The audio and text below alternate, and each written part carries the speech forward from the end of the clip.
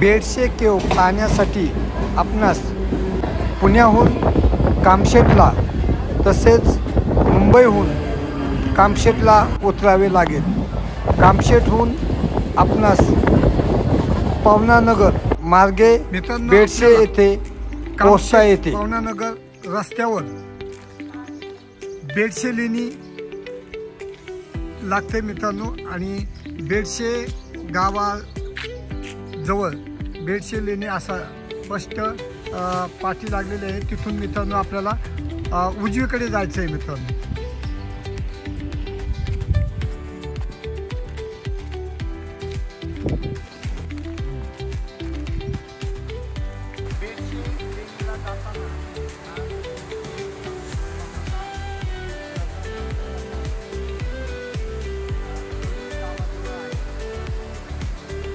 पावसाळा असल्यामुळं मित्रांनो या ओढ्यात नाल्यांना भरपूर पाणी आहे।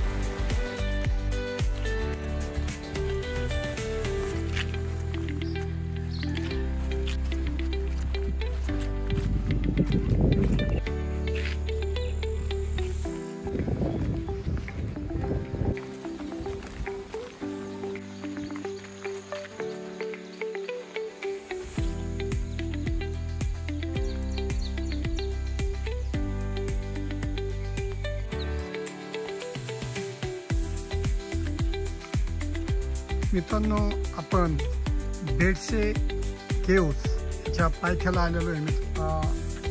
या बेडसे केव्जच्या लेणीचा भारतीय पुरातत्व विभागाचा हा बोर्ड आहे मित्रांनो आणि हा बोर्ड तुम्ही वाचा आणि नियमांचे पालन करा। काही माहिती या फलकावर दिली आहे। बेडसे बौद्ध लेणी असा हा फलक आहे मित्र। या फलकावर आपणास बेडसे लेणी संबंधी काही विशेष अशा दोन्ही माध्यमात माहिती आहे। या दोन्ही फलकांचा तुम्ही वाचन करा, थोडंसं मनन करा आणि त्यानंतरच तुम्ही लेणीवर जा। ते तुम्हाला लेणी पाहण्यास अतिशय सोपं जाईल। तरी मी या लेणीला आपण पाहण्यास सुरुवात करणार आहोत। हे बौद्धकालीन लेणं इसवी सन पूर्व पहिल्या शतकात खोदण्यात आलं असावं। तसंच या लेणीविषयी संपूर्ण माहिती लेणीच्या पायथ्याच्या फलकामध्ये आहे। ते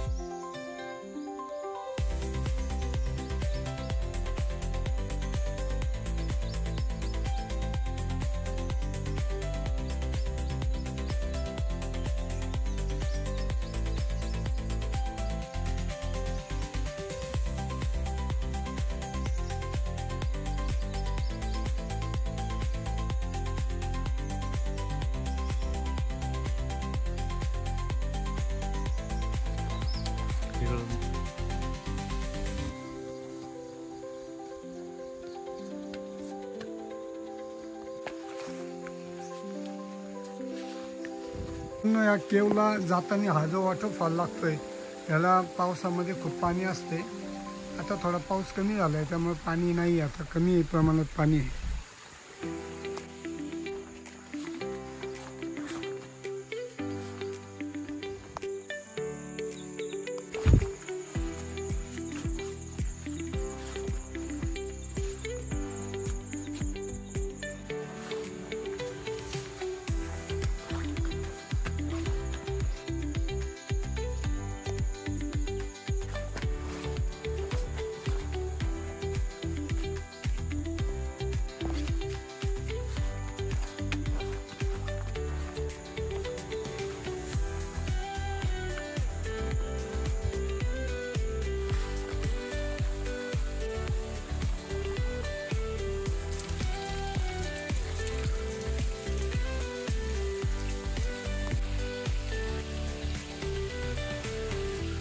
काही टेप्स चढून गेल्यानंतर आपल्याला हा निसर्गाचा एक आगळावेगळा नजारा पाहावयास मिळतो। निसर्गाने नटलेले जे सौंदर्य आहे हे इथून अतिशय सुंदर असं दिसतं बघा।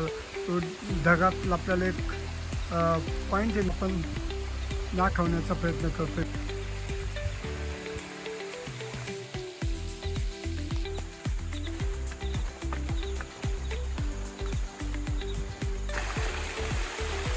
लेणीवर जातात हा आपल्याला दुसरा वॉटरफॉल पाहावयास मिळतो।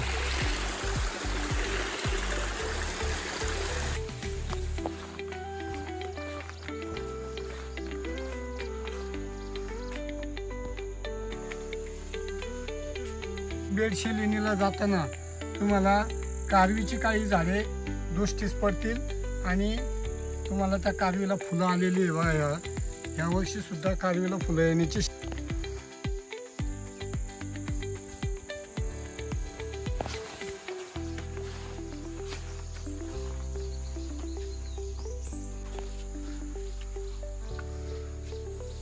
पुरातत्व विभागाने नव्यानं टेप्सचं बांधकाम केलं असून ह्या अतिशय सुंदर पद्धतीने बांधकाम करून लेणीला साजेसं असं बांधकाम आणि उत्कृष्ट बांधकाम आपल्याला संपूर्ण सोडून वरती लेणीत यावं लागतं आणि त्यानंतर प्रवेशद्वाराच्या अगदी समोरच मुख्य चैत्य बेडसे केवच्या मुख्य प्रवेशद्वाराजवळ आपण आलो आहे। इथं भारतीय पुरातत्व सर्वेक्षण विभागाचा बोर्ड लावला आहे मित्रांनो।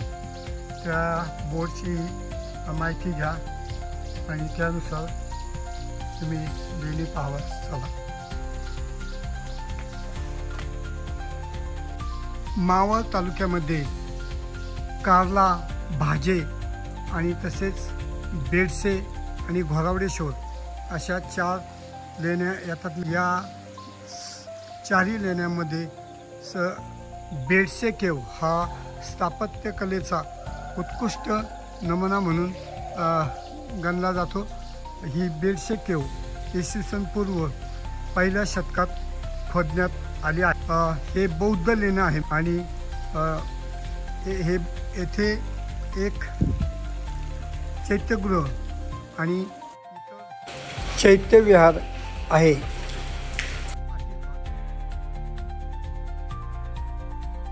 एक संघ दगडात अतिशय उत्कृष्ट अशा पद्धतीचं हे खोदकाम आहे। पूर्वी जिथे जिथे लेणी खोदण्याचं काम झालं तिथं प्रथम दगड तपासणी करण्यात आली आणि हा दगड तपासणीचा एक नमुना म्हणून प्रथम असा स्तूप बनवण्यात आला। हा अर्धवट आहे आणि या असं दगड चाचणीनंतरच पुढं लेणी खोदण्यात यायची। पाहण्यास आपण डावीकडे सुरुवात केली। पहिला एक अर्धवट स्तूप पाहिला, त्यानंतर दुसऱ्यामध्ये आपल्याला एक पाण्याचं टाका। चैत्यगृहाच्या उजव्या बाजूस एक पाण्याचा हौद आहे। ह्यामध्ये सुद्धा तुडुंब पाणी तसंच बसण्यासाठी बौद्ध भिक्षुकांना बसण्यासाठी स्टेप्स आहे। अशा पद्धतीने स्टेप्स आहे आणि ह्या लेणी पाण्याची भरपूर व्यवस्था आहे। हे पहा आपण 5वा हौद बघतोय। लेणीच्या मुख्य चैत्यगृहाच्या उजव्या बाजूस हा 5वा हौद बघतोय। त्यानंतर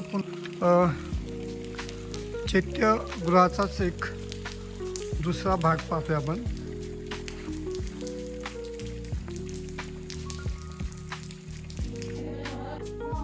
कमनपट्टीच्या खालच्या भागात 2 खांब आहेत मित्रांनो आणि दोन्ही खांबावर प्रवेशद्वारावरील खांबावर वरच्या बाजूस बैल, घोडा यांची आणि काही नर्तिका यांची शिल्पे कोरण्यात आली आहेत।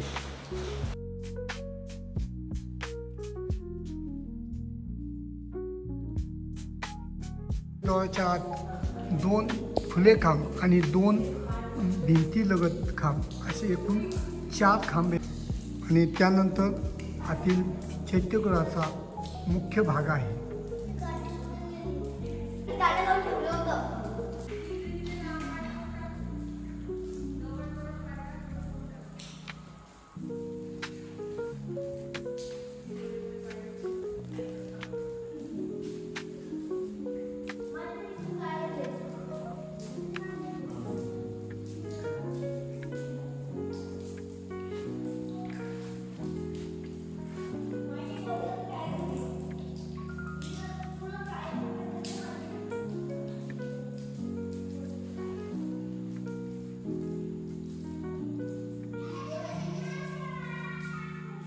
कलेचा उत्कृष्ट नमुना म्हणून बेडसे लेणी ही म्हटलं जातं.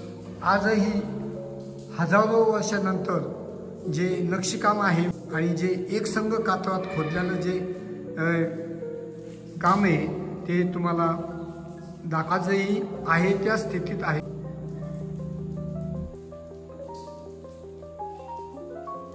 मुख्य चैत्यगृहाला दोन्ही बाजूस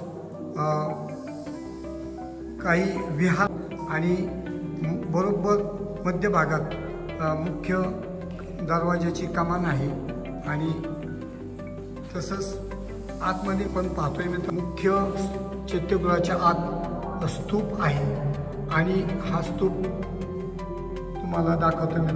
स्तूपाच्या वरच्या भागात लाकडी खांब आहे आणि लाकडी खांबावर पुन्हा लाकडामध्येच नक्षी. हे इथं लेण्यापेक्षा वेगळं आहे. हे चैत्यगृह 26 खांबावर स्थित आहे. तसंच चैत्यगृहाच्या वरच्या बाजू जे खोदकाम आहे त्यामध्ये काही असं खाचे जे थोडक्यात इथे सुद्धा जसं भाजे आणि एकविरा इथे लाकूड काम आहे तसंच लाकडी कमाना पण आज ती उपलब्ध नाही आहे मित्रांनो. काळाच्या ओघात नष्ट झाली किंवा नष्ट करण्यात आली असावी मित्रांनो. पण जे आपल्याला दिसते ते खाचेमध्ये म्हणजे लाकडी काम असण्याची दाट शक्यता आहे. येथील जो स्तूप आजही सुस्थितीत आहे मित्रांनो. चांगल्या पद्धत म्हणजे या स्तूपाच्या उजव्या बाजूच्या 5 खांबावर एक नक्षीकाम आहे. हे नक्षीकाम काही चक्र आहे.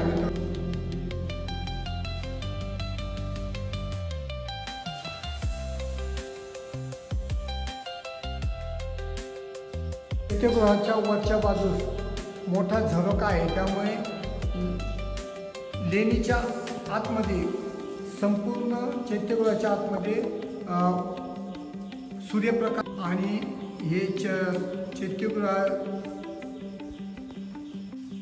एक मुख्य चैत्यगृहाचे प्रवेशद्वार आणि दुसरीकडे ते चैत्यगृहामध्ये प्रदक्षिणा मार्ग आहे. खांबाच्या बरोबर बाहेरून हा प्रदक्षिणा मार्ग आहे आणि त्यानंतर आतमध्ये म्हणजे मुख्य प्रवेशद्वारातूनच बाहेर पडता येते. एका बाजूस प्रदक्षिणा मार्ग आणि दुसऱ्या बाजूस प्रदक्षिणा मार्गावर प्रकाश पडण्यासाठी एक झुरू अखंड कातरात खोदलेलं हे बांधकाम प्रदक्षिणा मार्ग आहे.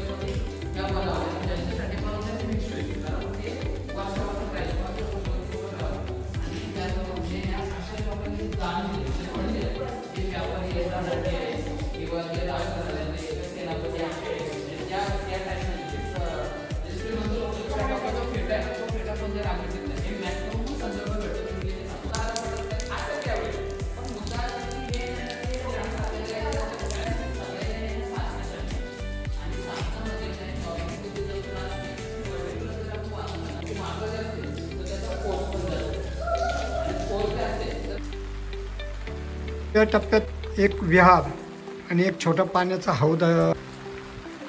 150 लेणीचा दुसरा टप्पा.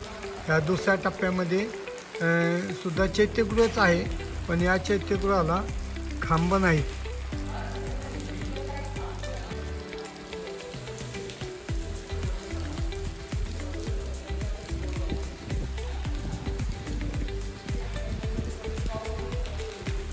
पुण्यापासून कामशेत आणि कामशेतवरनं 8-10 किलोमीटर अंतरावर असलेले बेडशे गाव आणि बेडशे गावापासून 1.5 किलोमीटर अंतरावर हे बेडशे केव लेणी बौद्धकालीन लेणी आहे. ही बेडशे केव लेणी अतिशय सुंदर आणि निसर्गमय वातावरणात आहे. मित्रांनो, मी आलो येथील लेणीचा नजारा पाहून अतिशय सुखद आणि खूप आनंद झाला. मित्रांनो, शब्दात सांगता येणार नाही. तरी मित्र, या बेडशे केव लेणीला अवश्य भेट द्या. सध्या ही लेणी भारतीय पुरातत्व विभागाच्या अंतर्गत आहे. तरी इथं आल्यास इथं या लेणीचे भारतीय पुरातत्व विभागाचे नियम पाळा आणि आनंद घ्या. लेणीच्या मधल्या टप्प्यात आल्यानंतर आपणास सभोवतालचा निसर्गमय परिसर, तसंच पायथ्याला बेडशे गाव आणि बेडशे गावासमोर आपल्याला एक्सप्रेस हायवे तसेच पावना नदीचा काही भाग दिसतो. मित्रांनो, हे पावना खोरा आहे. मित्रांनो, अशा निसर्गमय वातावरणात एकदा या आणि या बेडशे केवला अवश्य भेट द्या.